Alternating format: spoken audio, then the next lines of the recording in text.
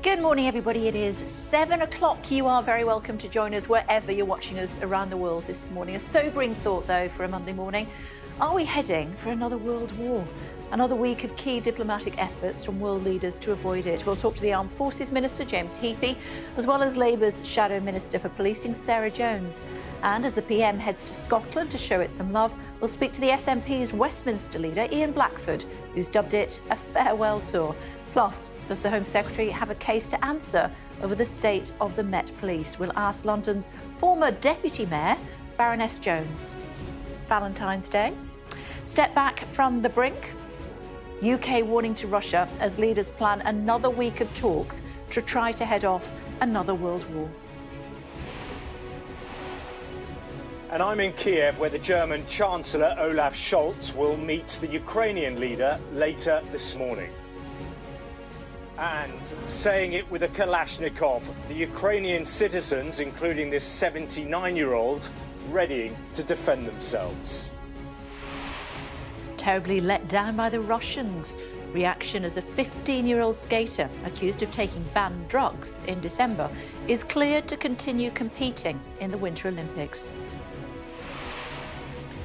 A charm offensive on Valentine's Day as the PM heads to Scotland and northwest England on a levelling up tour.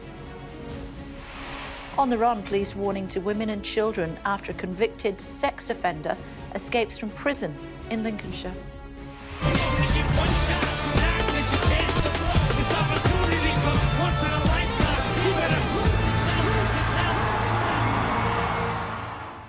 Join in when you know the words. Super Bowl stardust, Eminem makes a political statement during his performance as hip-hop royalty set the stage alight for the halftime show.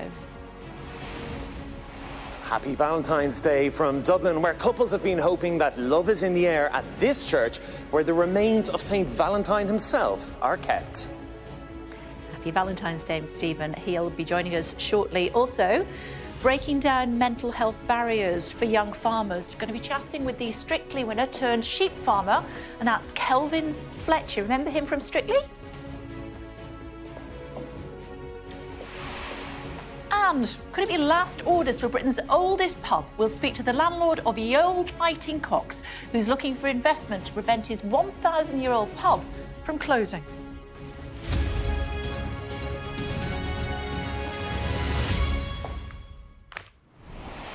Hello, everybody. A very good morning to you. The question on many people's lips this morning, are we heading for another world war as tensions in Ukraine show no sign of easing? Now, a warning to Russia from the UK to step back from the brink.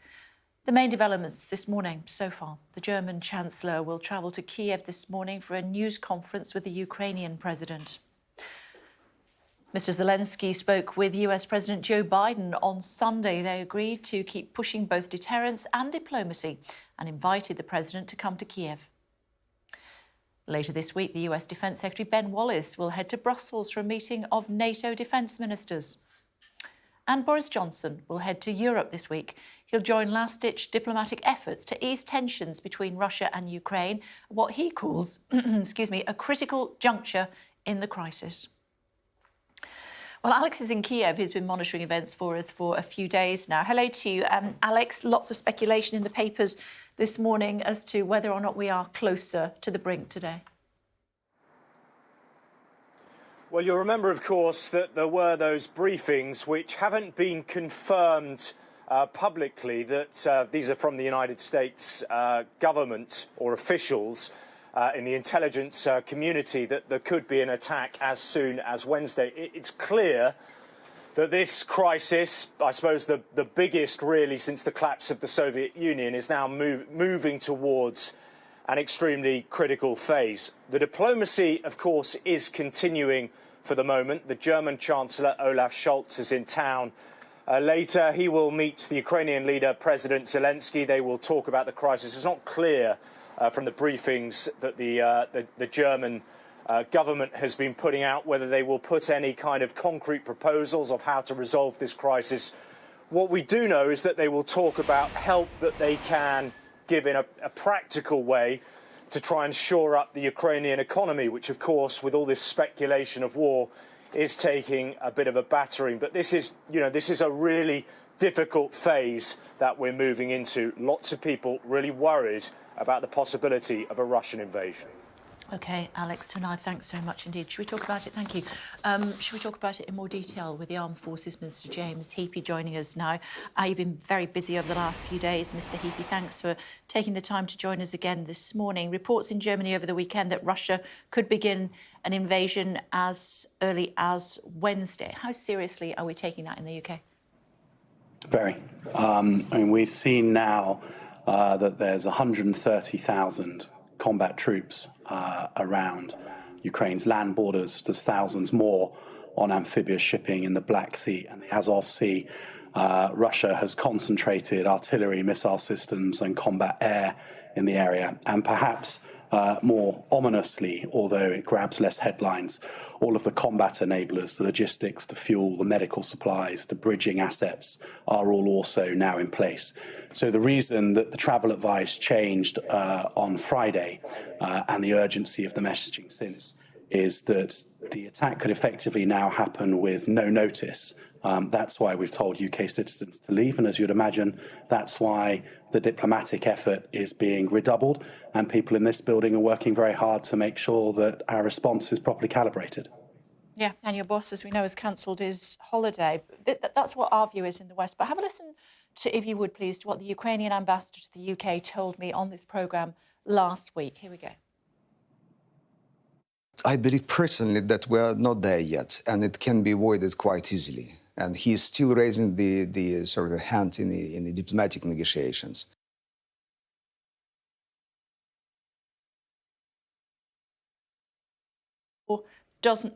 His view, Minister, is that war doesn't seem to be imminent.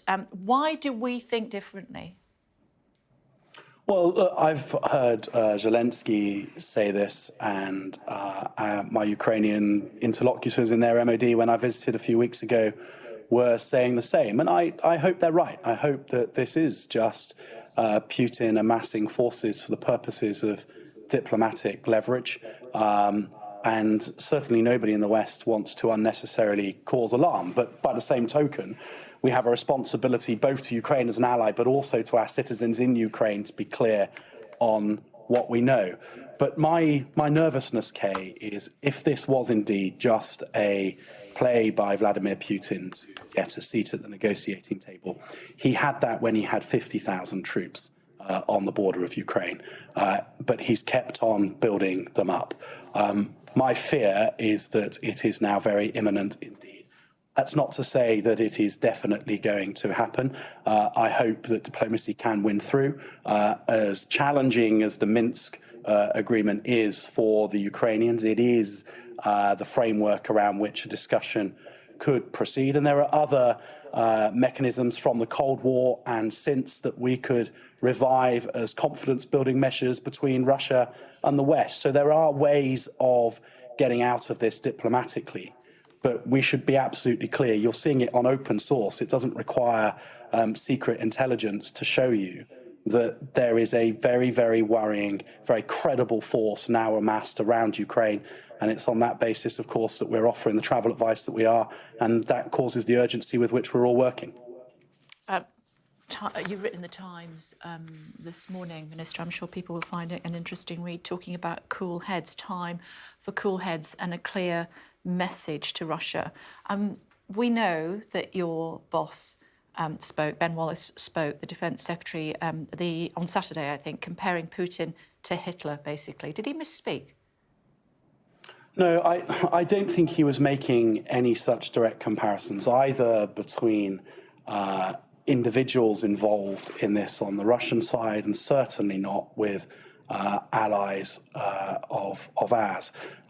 Ben was expressing, I think, his frustration at the apparent futility of the diplomatic process. Ben has been working on this for months now. He has been to the fore in the UK government in advocating for support to Ukraine. He drove hard to get the lethal aid to Ukraine to assist in their defensive effort. He was in Moscow on Friday for a very exacting meeting with Minister Shoigu, in which I thought he did very well. But I know both privately and, as you've seen, publicly, he's deeply concerned that all of this could be futile, and I can understand why he's so frustrated. The Ukrainian ambassador, let me quote him again, because after all, of course, it's the people of Ukraine that have most to lose or gain, depending on which way you look at it. He was saying it's not the best time for us to offend our partners in the world, reminding them of this act, which actually not brought peace, but the opposite. It brought war. So, you know, words quite literally could cost lives. He did misspeak, didn't he?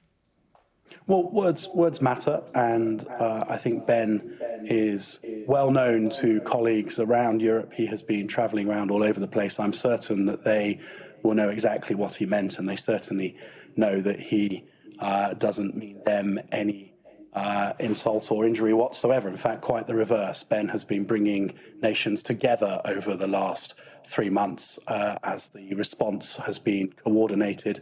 Ben has done a fantastic job at doing that, and indeed the ambassador himself went back out on broadcast media yesterday evening to clarify that actually the Ukrainians know that Ben Wallace is one of their very best friends in the world, and that very few people have done more than him to support them over the last few months.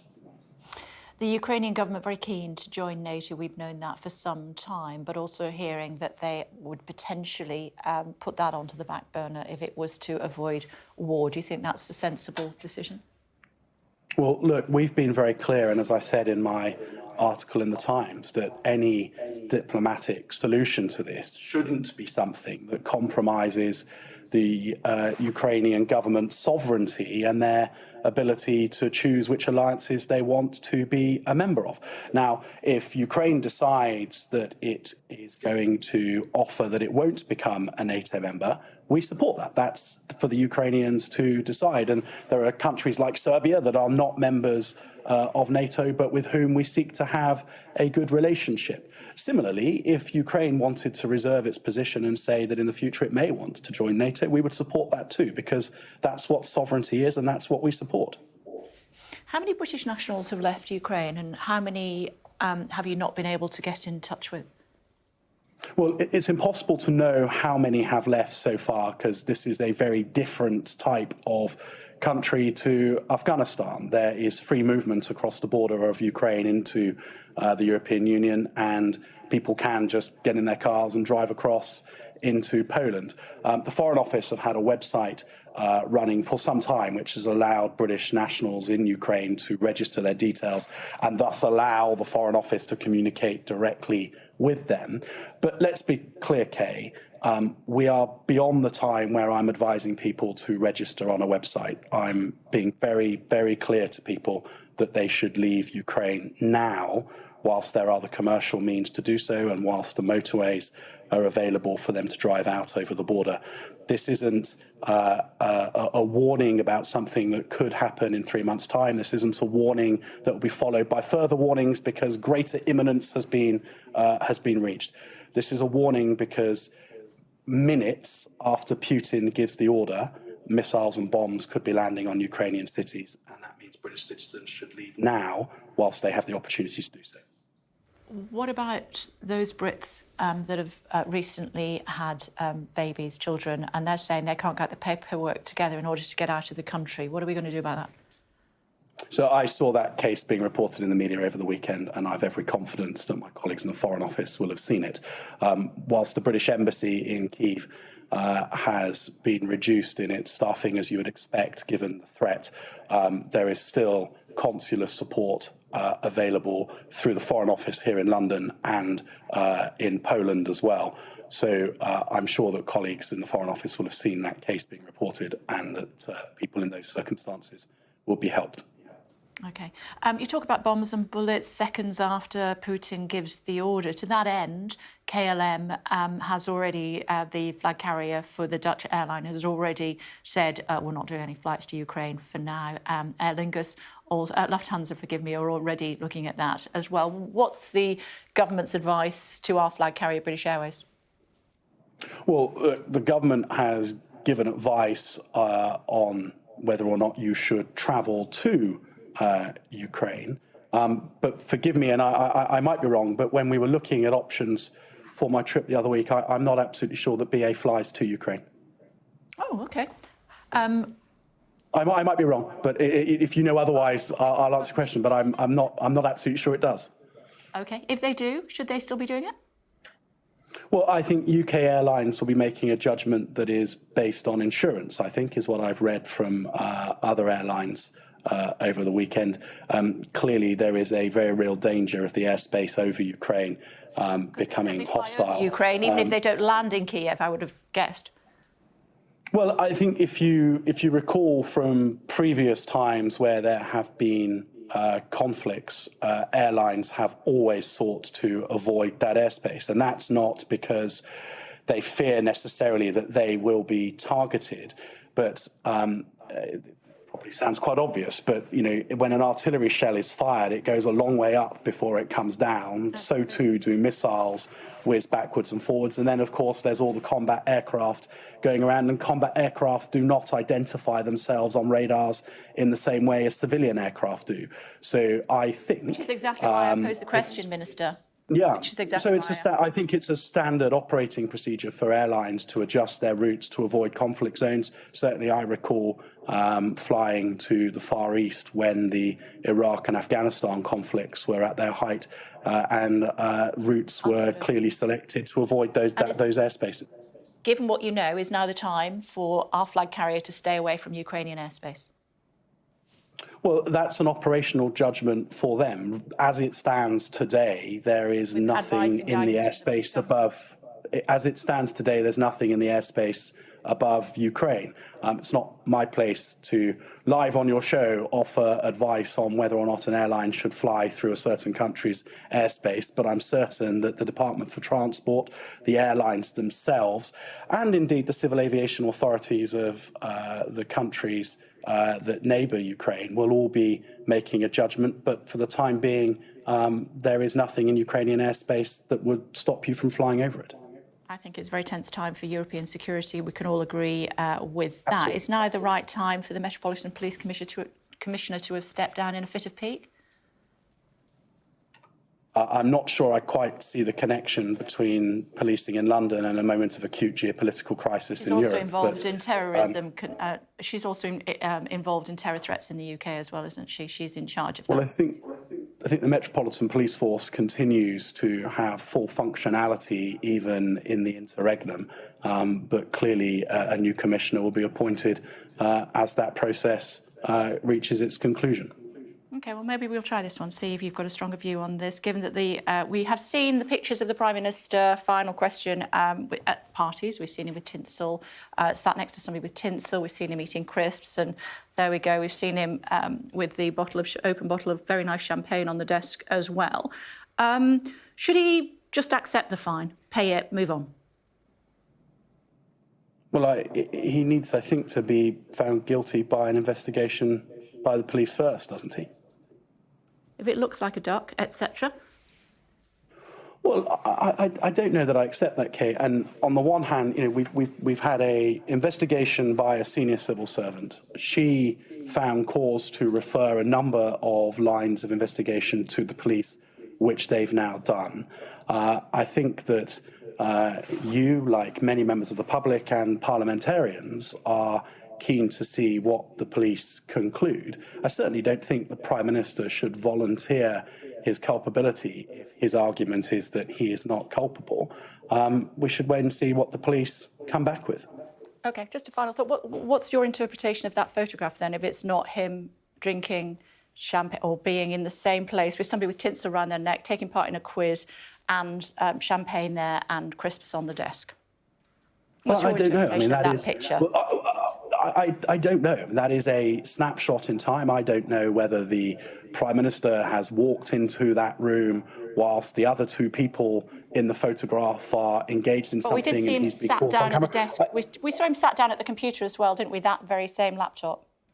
Well, I mean, you're asking me to offer an analysis of a photograph that I don't know the context of that photograph. And to be honest, Kay, and I don't mean to sound trite, If there are photographs that I'm going to spend time worrying about today, it's the photographs of Russian troop formations on the Ukrainian border. That's what's fixing me. That's what's taking up my time. I make no apology for that. This is a moment of acute geopolitical crisis, and all of us in government have got a job to do. In which case, I must let you get on with it. Thank you very much indeed for joining us on the programme. Thank you. Thank you very much. Daily Telegraph leads with the rising tension in Ukraine, highlighting Boris Johnson's calls for Russia to step back from the brink. The Express emphasises the same message from the PM to de-escalate the situation. The final desperate push from the West to avert an invasion of Ukraine is also on the front page of The Times. The Mirror reports an increase in Russian military units on the Ukrainian border. Scholz plans fresh Ukraine talks as West steps up evacuations is on the front of the FT as it looks at Germany's response. And the Metro also leads with this story. Its headline, West can't Vladiscare Putin. Trying too hard there. The Guardian has a different lead story. It looks at calls for radical action after a race report into Britain's Public Health Service finds gross failings in the NHS. And finally, the Sun's back page leads with Kurt Zuma being rushed back to London after feeling sick and missing the West Ham game yesterday. Their headline, Cat Flap. Still to come on the programme for you this morning, just after 8, the Shadow Minister for Policing, Sarah Jones, joining us as Labour launches their plan to reform policing. I bet she's got a view on Cressida Dick, even if the Minister didn't. And the Prime Minister preparing to visit Scotland today as part of his Levelling Up tour. We'll speak to the SNP Westminster leader, Ian Blackford, who's described it as an advert for Scottish independence. And we'll speak to the former Deputy Mayor of London, again about Cressida Dick's potential replacement following her resignation as Met Police Commissioner. Now, this is a confusing story. The 15-year-old Russian ice skater who stood accused of doping will be allowed to continue competing at the Winter Olympics. It happened back in December. Tom, standing by in Beijing for us. On what grounds, Tom? Morning, Kay. Yeah, this is complicated, but what the Court of Arbitration for Sport was looking at, their meeting last night, was whether she should be allowed to compete. They're not looking at the gold medal that she won, a part of the team event last Monday. It's just whether her suspension could be lifted. And they've argued that it could be, basically on the grounds that there's very limited facts in this case, and that this wasn't a positive test during the Olympic Games, and it's still subject to a disciplinary procedure on its own merits. I think what they're saying is that this is being investigated, the doping result from December. But if it turned out that actually there'd been a mistake or a confusion and Ms. Valieva had been deprived of the opportunity to compete in Beijing, that would be unfair and cause her what they call irreparable harm. Now, that has been met with scorn. The US Olympic Committee said it's very disappointed in these results.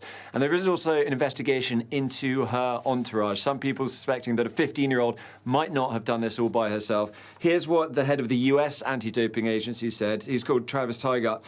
She has been terribly let down by the Russians and the global anti-doping system that unfairly cast her into this chaos. And she has been at the centre of this huge amount of media scrutiny. When she takes to the ice tomorrow in the singles, when she'll be representing just by herself, she's a hot favourite, but all the eyes world will be on her. OK, thank you. Thanks a lot. Looking at some of the day's other headlines for you now, and the Rugby Football Union has expressed sympathy to the family of a young man who died playing the sport at the weekend. Jack Jeffrey was fatally injured as he scored a try for Evesham. He was 27. Thoughts with his family, goodness. The wrongful convictions of hundreds of people who ran post offices will be examined by a public inquiry starting today. Between 2000 and 2014, more than 700 people were wrongly accused of theft, fraud and false accounting due to a flaw in a computer system. Some were jailed while others lost everything trying to fight for justice. An inquest is opening into the death of the footballer Emiliano Sala, who died in a plane crash off the coast of Alderney in the Channel Islands in 2019. The flight in which he died was organised by David Henderson. He was jailed for 18 months in 2021 after being found guilty of endangering the safety of an aircraft. A tense standoff between protesters and police is finally over at a vital bridge linking the US and Canada. Truckers opposed to coronavirus restrictions have been removed from the Ambassador Bridge by police. Meanwhile, the number of people protesting in Canada's capital grew over the weekend, with thousands travelling to Ottawa. Security footage shows how a flock of birds dropped dead mid-flight in the northern Mexican city of Chihuahua last week. Local police reported that close to 100 yellow-headed blackbirds simply died and fell out of the sky. Toxic fumes are a suspected cause, though the authorities still aren't certain what caused the deaths. And just to clarify, the minister was absolutely right when he said that there aren't any BA flights to Kiev at the moment, but he's also right that the flights do go over Ukrainian airspace. Government not yet warning what should and shouldn't happen as far as that is concerned. More on that to come. Good morning. Emma is with us. Emma, you're going to tell us about a prisoner who escaped from a Lincolnshire jail. Yeah, police are very concerned about this. It's a man that they describe as extremely dangerous, Paul Robson. He was jailed in 2000, receiving 2 life sentences after breaking into the home of a 23-year-old woman in Oxford while she slept. He got in via the cat flap, believe it or not. He put a pillowcase over her head, a knife to her throat, and subjected her to a vicious sexual assault. So he was jailed for attempted rape and indecent assault. But prior to that, he'd been in and out of jail for a number of years. He was a convicted paedophile. He'd attacked girls, women, a girl as young as 8. And he was currently being held at HMP North Sea Camp in Boston in Lincolnshire. And the discovery was made yesterday morning, just before 7 o'clock, that he'd escaped. And people are being warned not to go near him, but to call 999.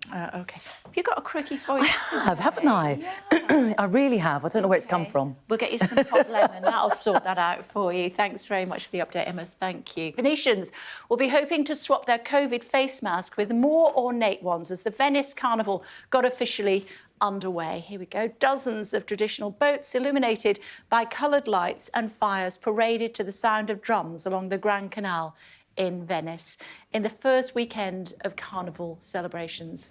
According to the carnival organisers, more than 100,000 people attended the first 2 days, more than half of them foreign tourists. The carnival was shortened in 2020 due to the emerging pandemic and was cancelled completely last year. Now it's back. People from around the world have been flocking to a church in the heart of Dublin, believed to be the final resting place of St Valentine. We've sent Stephen to tell us more about Whitefriars Street Church in Dublin. Tell us more. Good morning. Morning, Kay. Happy Valentine's Day from Dublin. Yeah, that's right. We're basically here at the shrine of St Valentine. It's a shrine located here in the Carmelite Church in Whitefriars Street in the city centre of Dublin. People will be coming here, they light a candle and they want to say a prayer in front of the statue here of the man himself, the patron saint of love, who was executed in Rome back in the 3rd century. And this here is why people come here on a pilgrimage. In this case, behind this glass display here, is a box containing the relics of St Valentine. Essentially, it's bone fragments and a sample of his blood. It was gifted to an Irish priest back in 1835 by Pope Gregory XVI. He brought it back here in 1836, and it was then forgotten about largely for many years. But when the church was being rebuilt, this shrine was built in the 1950s, and these relics, these remains of St Valentine had become a major tourist attraction. As you mentioned there, Irish couples from right around the world come here to say a prayer and hope that they get some sort of divine blessing on their relationship from St Valentine. And at singletons as well, single people come here. The prior here at the church was telling me that a New York policewoman came here, said a prayer, and as soon as she got back to the Big Apple, she found true love. So is there something to it? Well, over the weekend, there were several engaged couples here having their wedding or their engagement rings blessed, and we spoke to a few of them. Here's Heather and Josh, and here's what they had to say. Oh, I think we've been pretty lucky so far anyway. Yeah. 8 years on and he's still putting up with me. But no, for the rest of our lives together anyway, I hope it does and bring us good luck and fortune in the future, and I'm sure.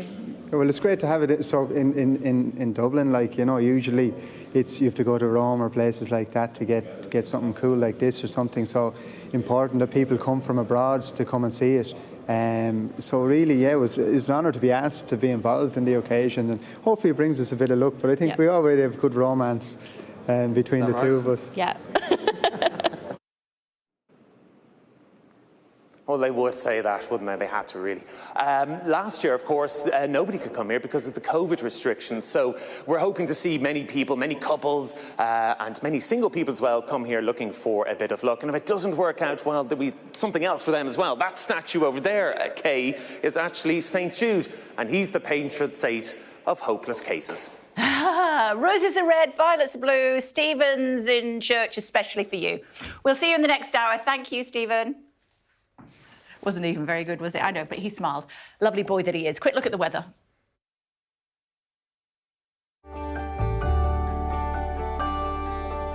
Look forward to brighter skies.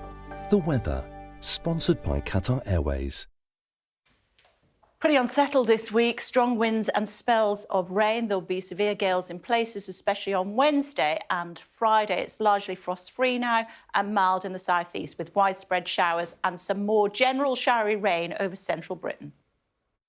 The weather, sponsored by Qatar Airways. Now, have you ever been offered a generous compensation package from a company for loss of service? No, me neither. Well, some have. Energy distributor Northern Power Grid has apologised to dozens of customers after accidentally issuing them with Storm Arwen compensation cheques for £2.3 trillion.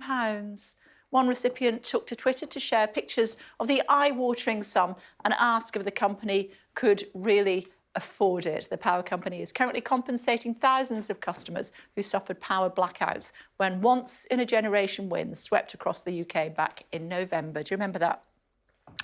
Our top stories this morning for you as diplomatic efforts continue aimed at persuading Russia to pull back from the brink of conflict in Ukraine. The Armed Forces Minister tells us an attack could happen now without any notice. The 15-year-old Russian ice skater who stood accused of doping will be allowed to continue at the Winter Olympics. Last week, it was revealed she'd failed a test she took in December for a banned substance. And the Prime Minister is heading to Scotland today as part of his levelling up tour of the UK, where his own party has called for his resignation. So to our top story, where the UK has warned Russia to step back from the brink amid efforts by world leaders to calm tensions on the Ukrainian border. Earlier, I spoke to the Armed Forces Minister, James Heappey, who told me he's worried a Russian invasion could be imminent. The reason that the travel advice changed on Friday and the urgency of the messaging since is that the attack could effectively now happen with no notice. That's why we've told UK citizens to leave, and as you'd imagine, that's why the diplomatic effort is being redoubled, and people in this building are working very hard to make sure that our response is properly calibrated. We are beyond the time where I'm advising people to register on a website. I'm being very, very clear to people that they should leave Ukraine now, whilst there are the commercial means to do so and whilst the motorways are available for them to drive out over the border. This isn't a warning about something that could happen in 3 months' time. This isn't a warning that will be followed by further warnings because greater imminence has been reached. This is a warning because minutes after Putin gives the order, missiles and bombs could be landing on Ukrainian cities. Well, the Armed Forces Minister also told me that the British government would support whatever Ukraine decides to do on its ambition to join NATO, and the Ukrainians shouldn't be forced to make compromises. Any diplomatic solution to this shouldn't be something that compromises the Ukrainian government's sovereignty and their ability to choose which alliances they want to be a member of.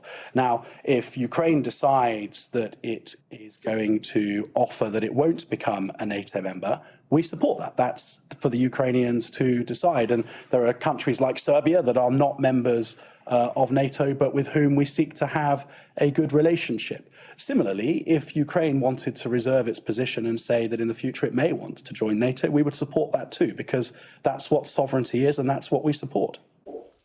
Yeah, some confusion over that, because we have heard from the Ukrainian ambassador to the UK, which is the answer to the question that I was putting there. This is what he had said. We might shelve our plans to pursue NATO membership, especially being threatened like that, blackmailed by that, and pushed to it. But this morning, he has indeed clarified that position by saying to avoid war, we are ready for many concessions, but they have nothing to do with NATO. So perhaps misspeaking, perhaps Ukrainian ambassador having a word, the Ukrainian president rather, having a word with his ambassador. Will clarify the situation, originally saying potentially shelving plans to join NATO if it meant moving back from war. This morning saying no, that isn't on the table. What we do know is that following Dame Cressida Dick's resignation as Commissioner of the Met Police, a former Deputy Mayor of London has called for her successor to take away pensions, if necessary, to reform the force. It comes after the Mayor of London, Sadiq Khan, told me last week that he won't tolerate anyone that falls short of his expectations. If you don't get the right answers, and she's been on notice, not just for this, but for many other occasions, as I illustrated one or two of them, then it would you would not hesitate in saying it's time for you to go. Yeah, it's very important for Londoners to know that if anybody who works for me isn't up to the standards Londoners expect, I expect them to go. And within the day, she was gone. Joining us now is the former Deputy Mayor of London, Baroness Jones of Moulscombe. Jenny Jones, hello to you, Baroness Jones. Thank you for joining us on the programme this morning. Are you happy that Cressida Dick stepped down? Well, I'm not happy about it, but I think it was the right decision, and it was long overdue.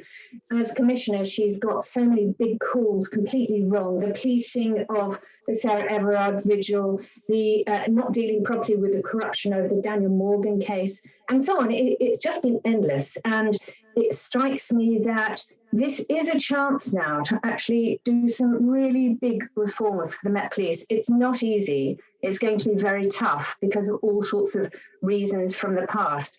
But at the same time, it has to be done if it's going to reclaim some public trust. How do you go about that? You've previously said that Sarah Everard's killer, Wayne Couzens, as we know, he was a serving police officer. You said he was protected by a toxic culture within the police force, I believe. How do you root out that toxic culture? It's incredibly difficult. I mean, back in 2010, when Boris Johnson was Mayor of London, there were some huge budget cuts to the Met Police, which I think rendered them less able to do the job properly. There were all sorts of backroom staff which were cut, who did valuable work, obviously. And also, a lot of middle-rank officers had just had enough, quite honestly, and they left, people like sergeants. And then there's been a rush to reinvigorate the Met and get all sorts of new recruits. Now, that means if you're going to do that in a hurry, you need to make sure that your recruitment and your vetting are absolutely top notch. And I think that that has failed. And also, of course, when officers are called out in terms of having done something wrong, they've really got to be brought to justice, whatever that means. And sometimes that will mean being sacked and not having their pensions. I'm not saying that should happen all the time. I'm just saying that everything has to be treated in a way that if they were an ordinary member of the public, they would be treated. And so it is a very tough job, and we've got a lot of candidates for it. It'll be very interesting to see who wins through. Does it need to be a serving police officer, or does the net need to be cast wider than that? I think that's an interesting question, and I don't particularly support the idea. But on the other hand, if there was a candidate who had the right credentials, there's always been various sort of rules, unwritten rules about who can take on the top job. For example, you had to have left the Met for another force and come back. But there's never been any sort of view of whether or not you should have run a big organisation. I think that was one of the problems for Cressida Dick. She had not run a different force. Now, it's not to say that different forces, apart from the Met, don't have their problems. We've just seen Greater Manchester Police being found, hopelessly racist and corrupt. So we've got big problems not only in the Met, but all over the country. And so this is a very big decision for Priti Patel. And quite honestly, I don't trust her to make the right decision. So it's going to be fascinating watching her. OK, looking at images there of Cressida Dick with the Mayor of London, what role should the Mayor of London have in choosing the next Chief Commissioner? Well, back in from 2000 to 2012, we had a Met Police Authority, and I was part of that for those 12 years. And we did actually help choose the next commissioner. And I think it was a good system, not having it as one person's say-so. And so I think Sadiq Khan, as mayor, should have a large say in who comes next, because he is the person who is going to have to hold them to account in London, and that's where where the problems are. And so I would say it's not only Priti Patel's decision, but Sadiq Khan has to be involved as well. Some suggesting that, in fact, Priti Patel was complicit in the failures. The Shadow Home Secretary, Yvette Cooper, speaking at the weekend, saying that Priti Patel had failed to tackle systemic and cultural issues, including reforms to training, vetting and misconduct strategy. Absolutely. I mean, Priti Patel shouldn't be in post either. But clearly, while we have this Prime Minister in post, he's going to cling on to people he sees as loyal. I'm afraid this is a much bigger problem than just Met corruption, Met homophobia and misogyny and racism. This is actually an endemic. We've got huge problems at the moment, and I can't wait for the next general election. And as far as getting a new commissioner, how quickly do we need to do that? Well, clearly, Cressida Dick is going to stay in post until that happens. I mean, it takes a while because you have to be sure about the person. And so I would imagine it would be at least a couple of months. And it will be fascinating to see if the front runners, supposedly front runners, actually do get the post. It's quite obvious that whoever comes next has to be very tough and have a zero tolerance attitude towards all the problems that the Mets had in the past. That is going to be extremely hard. And so it's got to be somebody who's got perhaps a track record of rooting out these problems. And at the moment, I can't quite see anybody on the list. So it does look as though, well, all being well, that Cressida Dick will still be overseeing what happens with Partygate at Downing Street, you think? Yes, that's going to be an interesting moment because, of course, she dragged her feet. It was her decision to I made complaints to the Independent Office for Police Conduct. I made complaints to the Mayor of London's office and so on. And lots of other people did too. Hundreds of people wrote in saying, you have to investigate this. And her dragging her feet on that, I'm afraid, was complicity with a corrupt government. Good to talk to you, Baroness Jones. Thank you very much indeed for joining us on the programme. Thank you. Just checking the latest as far as our tweets are concerned, just putting those up for you now as far as Mr Heapy, the Armed Forces Minister. You can check those out right now on our Twitter feed at Kay Burley, and putting them together for you today are Ben and Sophie. Now, new figures show there's been an 85% increase in the number of people waiting for a new heart. Now, the NHS is urging families to have what it calls a heart-to-heart about organ donation. As of May 2020, a change to the law allows for your organs to be automatically donated when you die, but individuals can opt out if they want to. 6,000 people are waiting for an organ transplant in the UK. 6,000 people, 300 of whom are waiting to receive a new heart. However, just 43% of the population have registered their decision to remain in the system or opt out. Katie Barnfield reports. Oh no. Enjoying playing with her son Jaden. Something that's only possible for Caroline Sofronio because a heart transplant saved her life. Before my transplant, I was unable to walk out the house. It kind of gradually got to a point where I couldn't hold a conversation. I was so out of breath. They gave me a week to live. But now she has to watch Jaden going through the same thing. They both have Dannon's disease, a hereditary condition that causes heart failure. He's been waiting for a new heart for 6 months. His first year of life, he was in and out of hospital. It could have been every week. The rest of my family haven't survived it because there wasn't a heart there quick enough. Every day is a constant struggle. What if, or you always have that hanging over you. The number of people waiting for a heart transplant has gone up 85% over the last decade. And because of the need to find smaller organs, children often have to wait much longer. Although you now have to opt out of being an organ donor, the NHS say nearly 2/3 of people still haven't told their family about their wishes, which can stop donations going ahead. Families faced in this situation will always be asked about their loved one's decision and will always be asked about organ donation.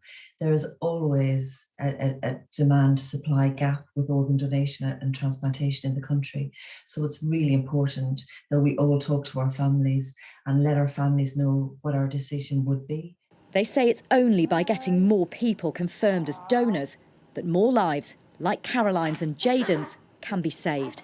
Katie Barnfield, Sky News. COVID now, let's have a quick look at the latest data for you. There have been another 41,270 cases recorded in the last 24-hour period. That's down a third on last week's number and the lowest daily figure since the end of November of last year. A further 52 people have sadly died. That brings it to 159,570 deaths in the UK within a 28-day period of being confirmed as having COVID. Amnesty International has accused big pharmaceutical companies of monopolising vaccine technology, arguing firms are prioritising wealthier nations. Let's get more on that now with Amnesty International's Programme Director for Global Issues, Mark Dummett. Hi, Mark. Thanks for joining us. What has this report discovered? Thanks for having me on your show, Kay. The report looks back at last year and the record of pharmaceutical companies and wealthy nations such as our own, and really found that their response was pitiable.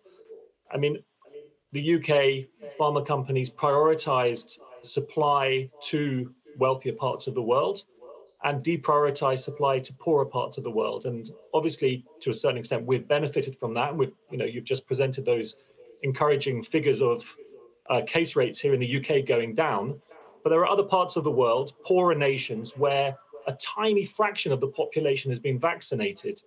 In low-income countries, the statistics show that up to the end of last year, only 4% of people were vaccinated. And we've heard it many times, but no one is safe until we're all safe. The risk is that there are going to be more variants, putting ourselves at risk. And that's beyond, of course, the fact that in those populations with low vaccination rates, they're very much exposed still to COVID, while cases are going down in places like the UK. Talk to me about AstraZeneca, widely hailed as a trailblazer when it comes to vaccinations and the equality of sending those vaccinations around the world. Do they deserve that reputation? So we've ranked the major vaccine, well, all of the major vaccine developers, and AstraZeneca does come out, if you want to put it that way, they come out the best. They're the ones who have prioritized from the beginning distributions to the whole world. They came out at the beginning with a very clear and strong commitment not to make a profit during the pandemic period, and that contrasts very favorably, say, to Pfizer, which has very much prioritized sales to North America, Europe, and other wealthy nations, and has made an enormous profit. Almost 30 billion pounds last year it made from its vaccines. It's one of the most profitable medicines in history. So yeah, AstraZeneca scores on our assessment much better than Pfizer. However, AstraZeneca has also, along with the other companies, blocked efforts to lift intellectual property restrictions, which would allow manufacturers around the world, including in the global south, from making these vaccines for themselves. And the argument of the drug companies is we need these patent protections. That's our business model. You've got to trust us. We're the ones who develop this groundbreaking technology and science. This is the model which works for us. And also that even if we did allow lift these patent protections, it would take a long time for manufacturers around the world to get up to speed. But our argument, and those of others, including the World Trade Organization, is that that's not good enough. This is a once-in-a-generation crisis. We need to do everything we can to get the world out of this crisis. And part of that is surely lifting these protections and encouraging global production. OK, it's good to talk to you. Thanks very much indeed for explaining that to us. Thank you. Joining us now is Dr. Fiona Atewebe, Medical Officer at the World Health Organization for Africa. Dr. Fiona, thank you for joining us on the programme this morning. What do you make of this report? I think it's still an appalling report. Thank you very much for hosting me. It's an appalling report, and the rhetoric is the same since we started the pandemic. And of course, the inequity has been very evident in Africa, the global north and the global south and the poorer countries. And of course, we know that the longer the inequitable access persists, the longer the pandemic will drag on. And as the report says, that the longer we have it, the more we are giving the chance to the virus to mutate. And once the virus continues circulating and mutating, it goes back to a global problem. It is a once-in-a-lifetime crisis. Can we not join hands to solve this crisis? Which African countries are most in need of extra support? Okay, so we have only 7 out of 54 African countries that met that December 40% target that we'd set globally for vaccination, to have 40% of each country's population fully vaccinated. We only have 7 out of 54. So if I was to list, it's basically the whole of Africa that still is in great need for support. But majorly, we have the bigger countries that have high populations, the Democratic Republic of Congo, the Ethiopias, the Nigerias, countries like Chad, we have countries like Sudan, but then we also have countries that generally are in humanitarian crisis. Countries like Central African Republic, we have countries that are geographically difficult to maneuver, like South Sudan. We also have our usual countries that lag behind. We have Burundi that recently started, but is still finding issues to scale up. We have has not had even a single citizen vaccinated in that country. So we still have a lot to deal with in Africa. Is it about supply, Doctor, or is it about, once it's there, being able to make sure that people who need it get access to it? So we did finally manage to get over the supply constraint issue, and we would like to thank the donors, the G7, that really went out of the way and donated vaccines to Africa. However, we know that this vaccine is a bit unique because it comes with short shelf life. So it's no longer about the supply. We are dealing with the supply chain requirements, and of course the duration of shelf life, but also when it comes to vaccine, one of the vaccines that we had in huge amounts was the Pfizer vaccine. The handling of the Pfizer vaccine, the ultra cold chain, can only be managed in the cities, the capital cities in African countries. So and most of the populations don't live in the cities, they live in the rural areas. So getting the vaccine out to the rural areas. But Doctor, also, we must leave it there. We must leave it there. I'm so sorry, we are out of time. Thank you so much for explaining the situation to us.